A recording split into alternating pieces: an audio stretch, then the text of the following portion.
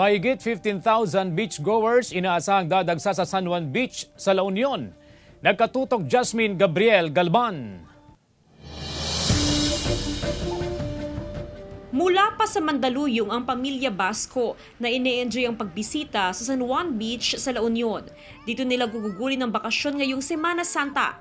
First time daw nila sa San Juan Beach at talagang naakit sila sa ganda at linis ng lugar. Para naman maano namin yung maligo dito sa beach. Ayon sa lokal na pamahalaan, inaasahang aabot sa 15,000 beachgoer ang dadagsa sa San Juan Beach ngayong Semana Santa.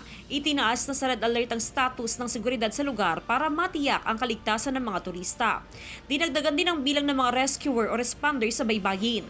So, nandito naman po lagi yung ating mga responders. 24/7 po ang duty natin, ang operation natin. Pero lahat naman po yun ay may iwasan kapag may na-priority po talaga natin yung safety.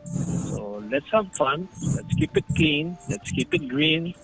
And sana, let's keep it holy. Aasahan po natin, ma'am, na makikita at mararamdaman po ng publiko, ma'am, ang presensya ng kapulisan para doon sa pagpapanatili po ng kapayapaan doon sa mga pampublikong lugar po, ma'am. Mahigpit na ipapatupad ang no overnight swimming policy alinsunod sa ordinansa. Pagpatak ng alas 6 ng gabi, sisimulan ng paahuni ng mga naliligo sa dagat.